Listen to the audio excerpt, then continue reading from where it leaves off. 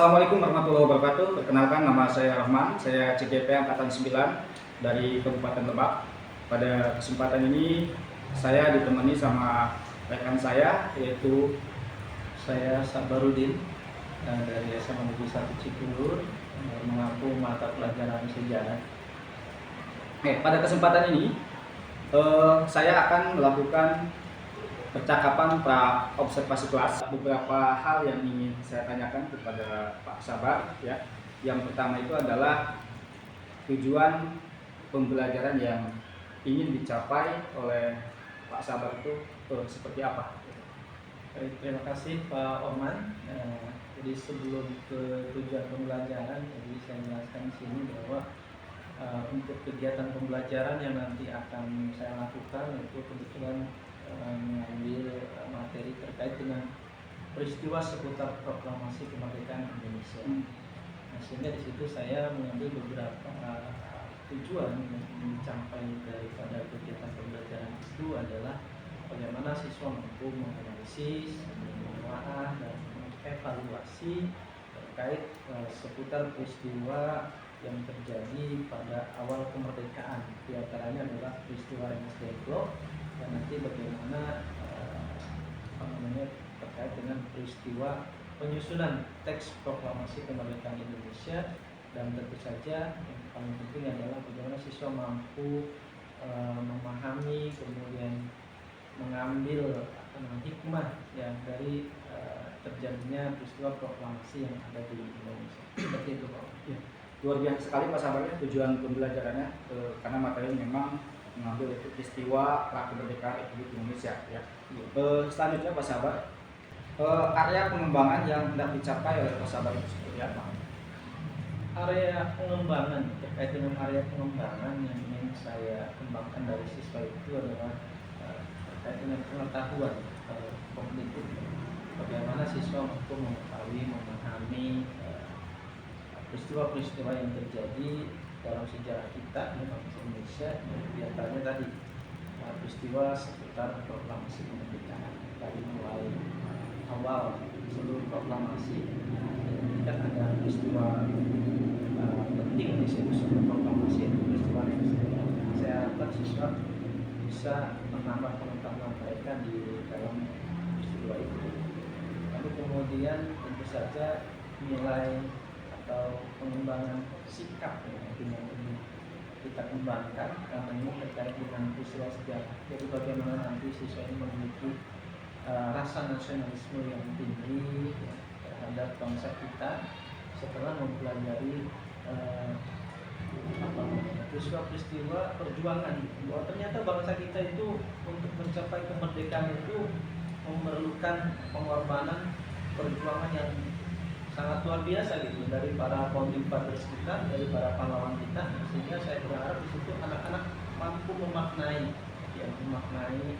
peristiwa proklamasi ini khususnya, sehingga mereka memiliki sikap atau nasionalisme, patriotisme gitu kan, dan lain-lain. Itu saya kira. Ya, luar biasa Pak Sabar, ya. Jadi area pengembangannya itu adalah yang pertama itu adalah pengetahuan atau kognitif, kemudian yang kedua sikap. Karena memang sikap ini sangat penting sekali ditanamkan kepada peserta didik, ya, karena untuk meningkatkan rasa nasionalisme terhadap negara kita. Baik Pak Sabar, itu selanjutnya pada saat proses pembelajaran Pak Sabar nanti, strategi apa yang dipersiapkan oleh Pak Sabar supaya tujuan pembelajaran, kemudian area pengembangan itu semua supaya tercapai? Ya, terkait strategi pembelajaran seperti biasa yang kita lakukan di dalam proses pembelajaran, kita melakukan diskusi kelompok, dan kita bagi siswa dulu ke dalam beberapa kelompok. Saya rencanakan di sini nanti ada 6 kelompok nanti yang akan dibahas terkait dengan materi-materi yang kita siapkan. Lalu kemudian nanti anak kita berikan juga LKPD juga, sehingga di situ nanti mereka bisa mengisi LKPD tersebut, lalu kemudian bisa melakukan presentasi dan diskusi gitu. Jadi mereka di situ bisa diskusi untuk mencari permasalahan-permasalahan apa yang ada di dalam peristiwa Tiongkok, di dalam peristiwa seputar proklamasi kemerdekaan Indonesia. Setelah itu baru di akhir kita biasanya melakukan refleksi dan penguatan kemungkinan strategi yang saya lakukan di dalam kegiatan pembelajaran. Jadi strategi itu akan membagi kelompok yang mungkin bisa dikatakan juga dengan diferensiasi ya. Iya, betul sekali. Pembelajaran berdiferensiasi. Pembelajaran berdiferensiasi. Tentu saja kita masukkan di situ KSM juga seperti itu. Kemudian pada saat proses pembelajaran selain menggunakan metode diferensiasi tersebut, media apa yang akan digunakan oleh Pak Sabar? Iya, pada saat nanti proses pembelajaran saya sudah menyiapkan ada beberapa yang saya bilang tadi selain LKPD ya untuk kita sampaikan. Saya juga mempunyai beberapa media lain yang adalah gambar-gambar terkait peristiwa proklamasi, kemudian ya ada juga beberapa video terkait dengan peristiwa proklamasi kemerdekaan. Kemudian tentu tidak kalah penting kita juga siapkan juga sudut proyektor, laptop dan lain-lain lah. Ya tentu saja tentu belajar yang relevan seperti itu. Luar biasa Pak Sabar ya. Kemudian Pak Sabar nanti untuk waktunya kita nanti ini kan Pak observasi ya. Nanti untuk pelaksanaan observasi supervisi akademiknya nanti kira-kira mau kapan? Ya, untuk kegiatan observasi saya kebetulan ada jadwal di hari Kamis. Insya Allah nanti hari Kamis saya sudah siapkan di kelas 11 IPA ya. Ini terkait materinya di kelas 11 ini ya tentang proklamasi. Insya Allah hari Kamis. Terima kasih Pak Sabar, mudah-mudahan nanti kita bisa bertemu kembali ya. Nanti saya akan mendampingi karena memang ada 3 agenda yang harus kita lakukan. Yang pertama itu adalah observasi, kemudian observasi supervisi akademik, dan yang selanjutnya nanti ada pasca supervisi akademik. Nanti mungkin kita bisa bersama-sama sama BPN ya. Kemudian Pak Sabar, ini luar biasa sekali ya pada kesempatan ini saya bisa Pak Sabar, mohon maaf ya Pak Sabar ya, karena bukan saya sifatnya menggurui, tapi memang ini apa ya namanya bertukar pikiran lah gitu ya. Nah Pak Sabar, selanjutnya setelah ini saya menanya Pak Sabar, apa yang Bapak Sabar rasakan setelah percakapan ini, observasi ini Pak Sabar? Ya, alhamdulillah terima kasih juga saya juga bisa berkesempatan untuk supervisi oleh Pak Tentu saja dengan adanya kegiatan praobservasi ini saya lebih siap lagi untuk bekerja di proses pembelajaran. Ada gambaran yang lebih komprehensif terkait apa yang harus saya lakukan nanti di dalam kelas, metode yang saya lakukan, juga persiapan media-media yang harus saya gunakan. Dan dengan adanya supervisi ini dan dengan adanya observasi ini, mudah-mudahan saya lebih baik lagi di dalam ini. Terima kasih banyak ini Pak Mudi sudah berbagi hubungan saya. Saya kira cukup Pak Sabar ya, untuk proses observasi kelas ini. Sampai jumpa nanti hari selanjutnya di supervisi akademik. Oke, baik, terima kasih. Oke, demikian observasi kelas yang sudah saya lakukan bersama Bapak Sabarudin, ya selaku guru mata pelajaran sejarah di SMA 1 Cikolong. Terima kasih. Assalamualaikum warahmatullahi wabarakatuh. Waalaikumsalam warahmatullahi wabarakatuh. Selamat siang semuanya. Siang. Apa kabarnya hari ini? Baik. Ya, ya. Ada yang tidak masuk hari ini siapa? Rizky Nur. Biasa. Apa itu, sakit atau Sakit. apa? Ilham mana yang Ilham? Sakit. Sakit. Oh, sakit ya. Kita doakan ya, mudah-mudahan yang sakit diberikan kesehatan ya. Amin. Yang masih alfa Oke, baik, pada kesempatan siang hari ini kita akan belajar sejarah Indonesia ya. sebagaimana yang bisa kita pelajari sebelumnya sudah dulu. Nah, tapi sebelumnya mungkin bisa dipimpin berdoa dulu ya. Silakan para mungkin silakan berdoa. Doa.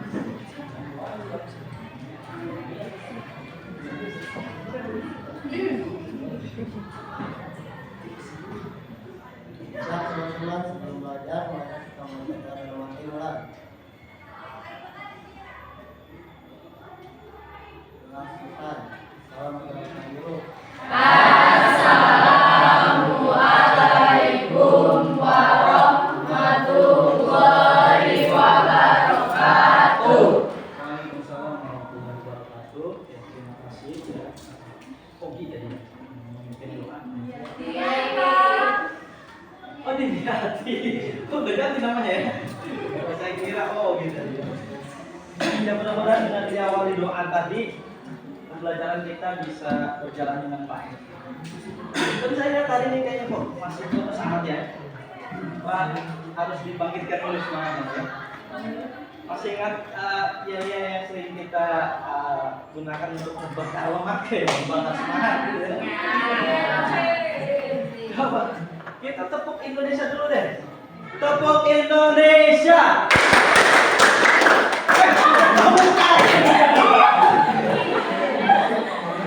Indonesia begitu. Lupa ya? Oh, tepuk Indonesia tuh begini. Indonesia. Masih ada yang mudah-mudahan. Tepuk Indonesia. Maju.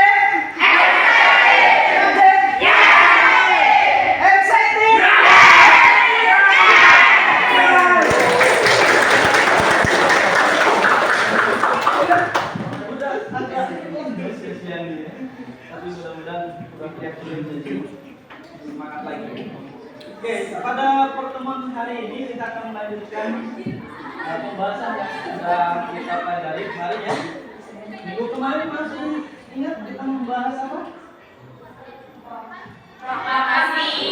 Belum. Sebelum proklamasi? Penjajahan Jepang. Penjajahan Jepang. Iya.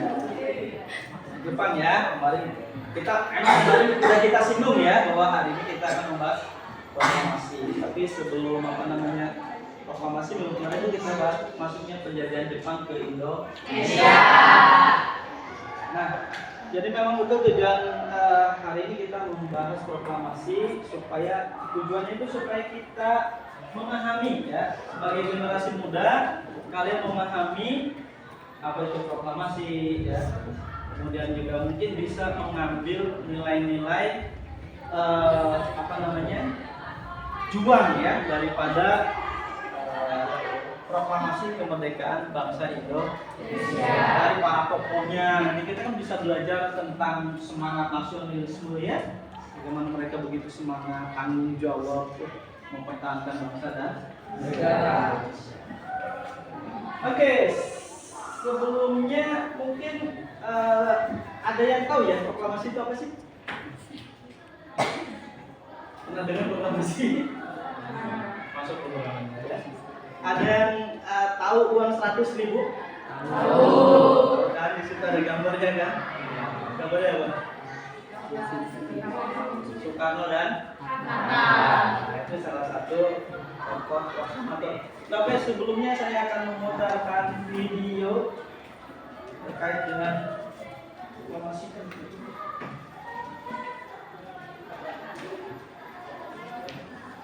Saat Perang Pasifik atau yang dikenal dengan nama Perang Asia Timur yang berlangsung selama 4 tahun, Jepang mengalami beberapa kekalahan dan menuju kehancuran.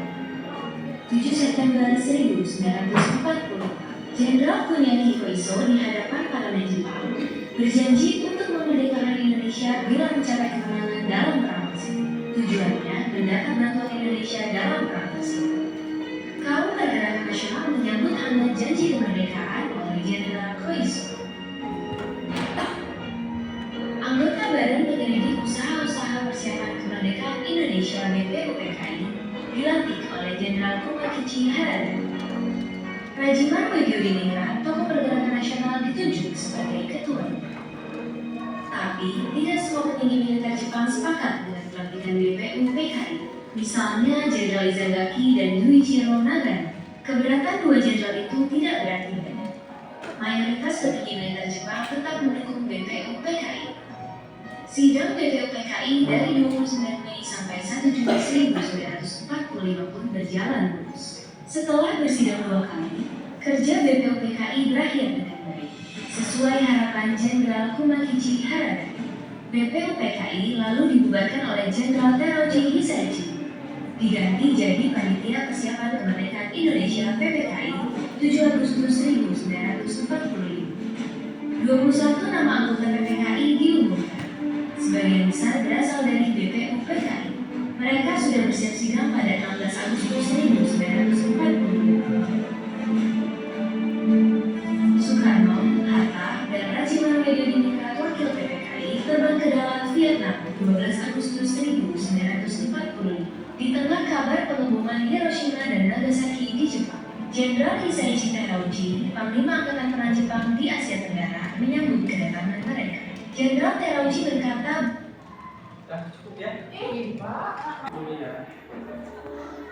Tadi kalian sudah menonton videonya ya terkait dengan jalannya proklamasi kemerdekaan Indonesia dari awal peristiwa ya sebelum proklamasi dilaksanakan itu ada beberapa peristiwa penting ya, diantaranya adalah menyerangnya Jepang terhadap sekutu ya dengan dijatuhkannya bom Hiroshima dan Nagasaki. Ngomong aja lupa ya. Oke. Jadi nanti setelah menonton video kalian nanti saya bagikan ini sudah saya kondisikan ya tadi sebenarnya kita membuat peta konsep yang itu sudah ada semacam puzzle dalam bentuk kecil dia di kertas itu agak kurang terlihat mungkin kita gunakan karton ya. Nanti saya minta Anda menyusun kronologis yang kelompok pertama itu terkait dengan peristiwa Rengas Dengklok. Nah kemudian yang kelompok kedua nanti terkait dengan penyusunan naskah proklamasi kemerdekaan Indonesia. Dan kelompok 3 nanti membuat kronologis bagaimana pembacaan naskah proklamasi kemerdekaan Indonesia. Nanti pembahasan di proklamasi ini. Setelah kalian susun ya bersama kelompoknya nanti kalian bisa presentasikan itu. Oke, paham ya? Saya kasih waktu 30 menit cukup? Oke, silakan dikerjakan. Ya, 1, 2.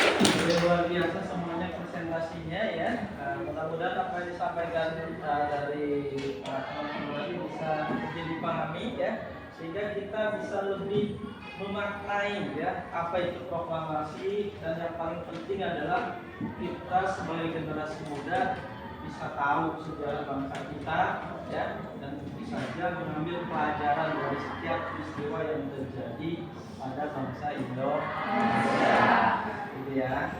Selain itu kita bisa meneladani ya tokoh-tokoh pejuang bangsa Indonesia. Nanti di pertemuan berikutnya kita nanti akan membahas tentang peran daripada tokoh-tokoh bangsa Indonesia. Nah, selanjutnya kita akan coba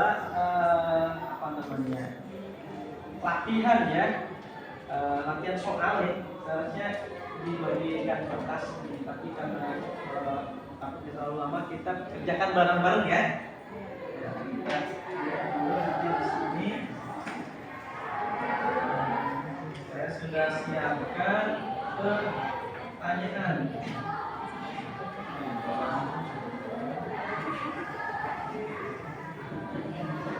Oke. Nah, coba. Biar coba dibaca. Kurang baca. Yang bisa membaca siapa? Sob? Ayo. Kita, saya lihat. Pertanyaan pertama nih. Latar belakang peristiwa Rengas Dengklok. Apa tadi latar belakangnya?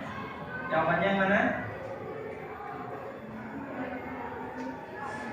Kenapa tadi ada peristiwa Rengas Dengklok? Apakah menjauhkan Soekarno dari sekolah di depan? Rengas Dengklok digunakan sebagai tempat menyimpan informasi. Perbedaan pendapat antar golongan. Yakin ya? Oke, kita cek jawabannya. Betul atau tidak? Ya, benar. Oke.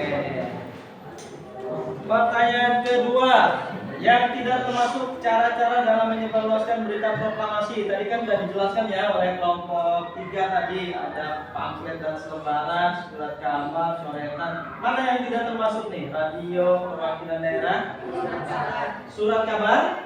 Oke, kita coba cek jawabannya. Betul. Tapi ternyata ya. Ya, pertanyaan berikutnya.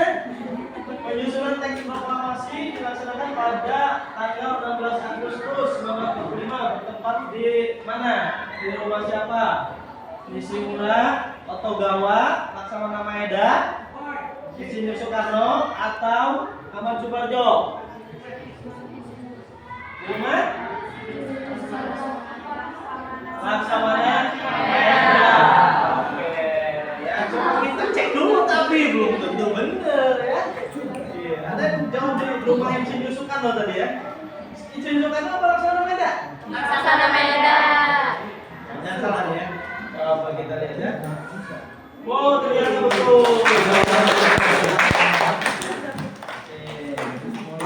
Ini baru 3 pertanyaan ya. Masih ada 6 pertanyaan. Lanjut ya? Ya. Lanjut ya. Kalimat pertama dalam proklamasi yang bermakna kemauan bangsa Indonesia. Coba tadi buka di situ, masih ingat ya? Untuk merdeka dan menentukan nasib sendiri adalah sumbang pikir dari apakah Insinyur Soekarno, katakannya sebagian penyusunan tadi Muhammad Hatta, Heru Saleh, atau Ahmad Subarjo? Ahmad Subarjo. Subarjo ya? Iya. Oke. Iya betul.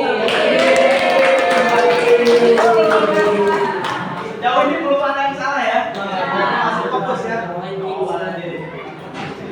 Coba dibantu saya, ini ada yang mau membacakan, boleh ke depan kalau nggak kebaca. Ada yang mau menjawab pertanyaan nomor 5? Kalau nggak kelihatan boleh maju. Yuk, ya. Setelah pembacaan teks proklamasi, sang-saka merah putih dikibarkan oleh Suhud Latif Hendraningrat dan Trimurti Bendera Pusaka. Yang pertama kali dikibarkan adalah hasil karya dari Dari siapa? Fatmawati. Fatmawati. Fatmawati siapa itu Fatmawati? Ada Yusuf penjahit merah. Tukang jahit. Bukan ya? Fatmawati ini istrinya. Ya. Oke, betul ya. Lanjut, masih mau? Boleh. Proklamasi yang dibacakan oleh Soekarno-Hatta pada tanggal 17 Agustus 1945 ditutup dengan pidato Wali Kota Jakarta, yaitu Siapa wali kota Jakarta tadi? Prof berapa tadi? 3 tuh harus bisa jawab. Siapa? Siapa? Suwiryo. Oke, Suwiryo. Bener nih, bukan Koji Bowo. Gubernur Jakarta. Suwiryo ya. Coba ya. Kasih waktu sama-sama. Oke. Iya, betul. Ya. Masih. Oh, masih ada ternyata ya. Sekutu menjatuhkan bom atom di kota Nagasaki. Nah, tanggal berapa tuh?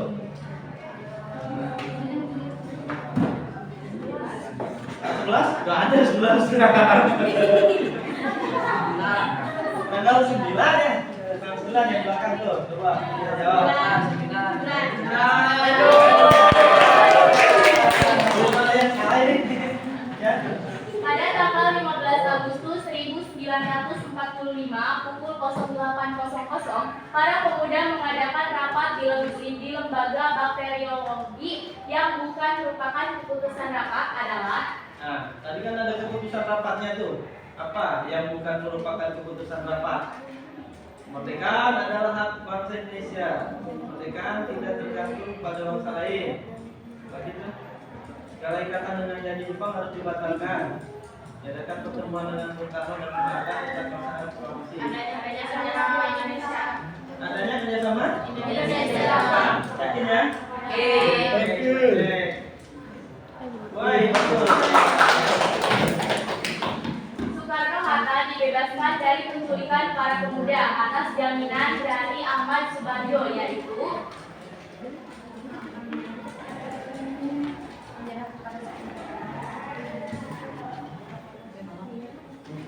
Proklamasi akan dilaksanakan ya. Yang ini? ya. Yakin? Yang ini? Kalau kita lihat, iya betul ternyata. Tepuk tangan lagi nyosok. Lain. Pas habis ya. Nah ini tadi terkait dengan apa ya? Pada pukul 19.00, teks proklamasi dibacakan di radio Hoso Kanring Hoyubo Oleh siapa? Markonis. Kelompok 3 tadi bagian presentasi ya. Langsung Markonis Bus ya. Dan betul. Terima kasih Ibu Lian. Wah, dapat nilainya 100. Kalau ujiannya begini aja enak ya. Dapat 100 terus. Oke, baik. Alhamdulillah kita sudah sampai di akhir pembelajaran kita ya. Jadi kita bisa simpulkan bersama-sama ya bahwa proklamasi itu adalah salah satu peristiwa penting yang harus kita selalu ingat ya, karena kalau tanpa ada proklamasi nggak akan ada bangsa Indonesia. Sehingga kita tidak boleh melupakan jasa-jasa para pahlawan. Apa tadi makna proklamasi bagi bangsa kita? Masih ingat? Tiga tadi yang udah digulung-gulung aja ya. Makna proklamasi bagi bangsa Indonesia.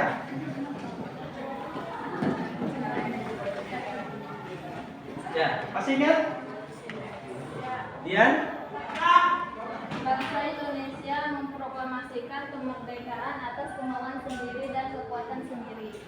Oke, bangsa Indonesia memproklamasikan kemerdekaan atas kemauan Sendiri. dari bangsa Indonesia sendiri. Jadi bukan hadiah dari bangsa lain ya, Ya. bukan hadiah dari bangsa Jepang. Tuh, walaupun mereka sudah memberikan janji kemerdekaan kepada kita, tapi kita merdeka itu atas jerih payah dan perjuangan bangsa kita sendiri. Oke, ya mudah-mudahan pertemuan hari ini bisa bermanfaat untuk kita semua ya. Sampai ketemu nanti di pertemuan yang akan datang. Jangan lupa minggu depan kita akan membahas tentang tokoh-tokoh yang berjasa di dalam perjuangan bangsa Indonesia, khususnya dalam proklamasi kemerdekaan Indonesia. Oke, kita akhiri kegiatan ini, pembelajaran hari ini ya, dengan bersama-sama membaca hamdalah.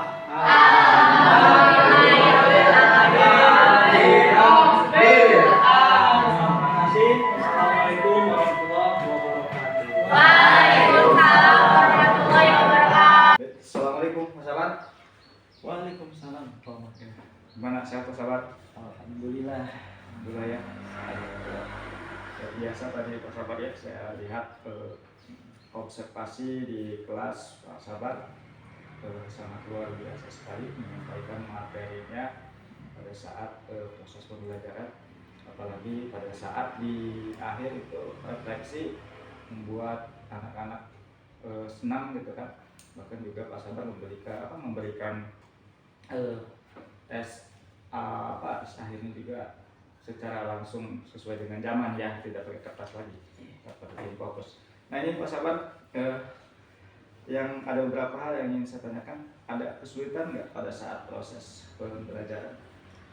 Alhamdulillah sih, proses pembelajaran ya, berjalan dengan baik ya. Karena ini juga tidak lepas dari proses praobservasi yang sudah kita lakukan, sehingga di dalam proses pelaksanaan pembelajaran itu saya lebih bisa mempersiapkan gitu ya, dengan masukan-masukan yang kita temukan bersama di observasi itu, sehingga dalam proses pelaksanaan tidak ada hambatan gitu, berjalan dengan baik alhamdulillah. Termasuk juga pada saat video pembelajaran juga ya, alhamdulillah ya, tapi ya berjalan sesuai dengan harapan. Kalau misalkan mengulang kembali tujuan pembelajaran yang Pak Sabar itu sampaikan ke apa Sabar? Iya, jadi tujuan pembelajarannya kan sesuai dengan apa yang sudah di dalam RPP ya, dituangkan dalam RPP. Jadi bagaimana anak mampu memahami peristiwa sebelum proklamasi kemerdekaan Indonesia. Jadi kan memang ada beberapa peristiwa ya, sebelum terjadi proklamasi, diantaranya adalah peristiwa Nas Depok, kemudian penyusunan naskah proklamasi, sampai akhirnya nanti pada proses pembacaan teks proklamasi di Jalan Pegangsaan Timur nomor 50. Nah, pada tahap itulah kita berharap siswa mampu menganalisis, memahami ya, tujuannya itu Pak, dari apa yang terjadi pada peristiwa proklamasi tersebut gitu. Terus nanti langkah selanjutnya Pak Sabar setelah observasi di kelas, kemudian hari ini kita pasca, apa yang akan dilanjutkan, tindak lanjut yang akan dilakukan oleh Pak Sabar ke depannya? Tindak lanjut ya, atau area pengembangan yang mungkin ingin lebih saya Iya, kembangkan lagi mungkin ya. Nah, itu dalam tentu saja pengetahuan kognitif anak-anak itu yang masuk juga sikap sih, lebih ke sikap kalau saya di situ, karena saya mengajar mata pelajaran sejarah, tentu saya berharap bagaimana anak-anak memiliki sikap yang baik gitu ya, terutama nasionalisme gitu ya, patriotisme ya, dan bagaimana juga anak-anak bisa menghargai ya, nilai-nilai kejuangan dan menghargai jasa-jasa para pahlawan yang sudah berjasa di dalam memproklamasikan kemerdekaan Indonesia. Itu Pak Umar. Ya.